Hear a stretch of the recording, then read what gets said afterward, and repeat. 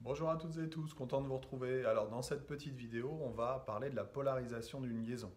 La polarisation d'une liaison, c'est assez important au niveau de la réactivité en chimie, parce qu'une liaison polarisée, ça indique qu'elle est réactive. Et si elle est réactive, on va pouvoir l'utiliser notamment pour faire des transformations chimiques en chimie minérale, mais aussi en chimie organique. Alors, cette notion de polarisation de liaison et de liaison polarisée, elle fait intervenir la notion d'électronégativité.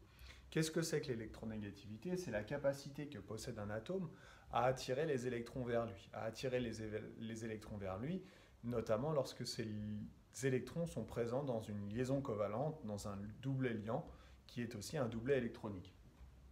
Pour savoir quels sont les atomes ou les éléments chimiques les plus électronégatifs, on a ce qu'on appelle l'échelle de Pauling. Alors cette échelle de Pauling, si je regarde la classification périodique, plus je suis en haut et vers la droite, plus cette électronégativité que j'ai représentée par un xi majuscule, plus cette électronégativité est importante.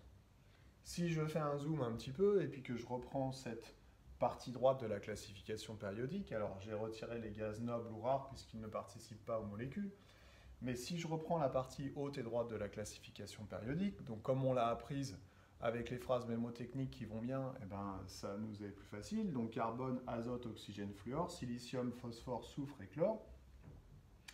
On s'aperçoit en fait que les atomes les éléments chimiques les plus électronégatifs, ce sont ceux qui sont en haut à droite. Donc le fluor est très électronégatif, l'oxygène est très électronégatif, le chlore est très électronégatif.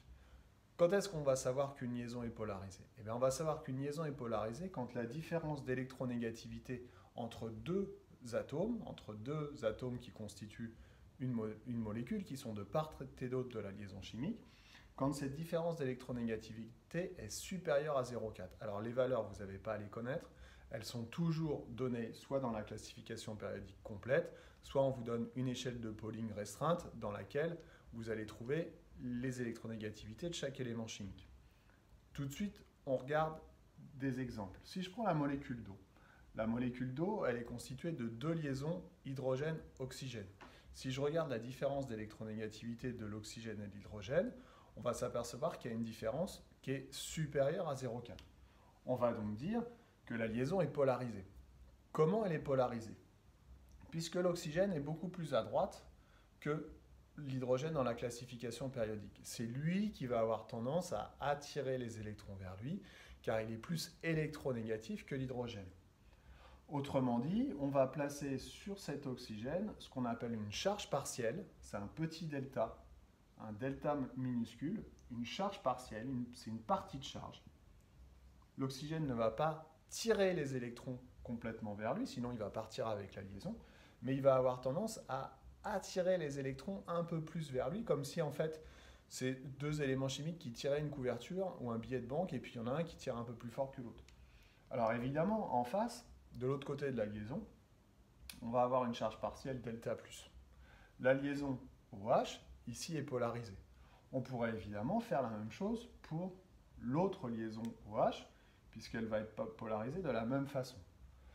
Si je reprends ce que j'ai dit, on va donc on va voir apparaître une charge partielle sur l'oxygène parce qu'il est plus électronégatif que l'hydrogène. On va donc avoir une charge partielle delta plus sur l'hydrogène et une charge partielle delta moins sur cet oxygène. Ces deux deltas signifient que la liaison est polarisée et donc réactive. Si je prends par contre le méthane, CH4, les liaisons CH sont très peu polarisées parce que la différence d'électronégativité entre le carbone et l'hydrogène n'est pas supérieure à 0,4. Autrement dit, on va dire que les liaisons ne sont pas polarisées, que là la molécule elle est apolaire, j'y reviendrai dans une autre vidéo. Si je reprends maintenant comme dernier exemple le dioxyde de carbone, l'oxygène est beaucoup plus électronégatif que le carbone. Alors comment je le sais? Parce que moi j'ai les valeurs des électronégativités en tête, mais encore une fois, à chaque fois dans un exercice, on va vous donner ces valeurs.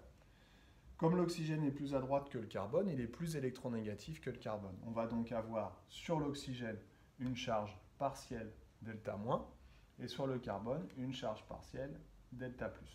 Sur l'autre liaison, c'est la même chose. On va avoir une charge partielle delta- et une charge partielle sur le carbone delta+.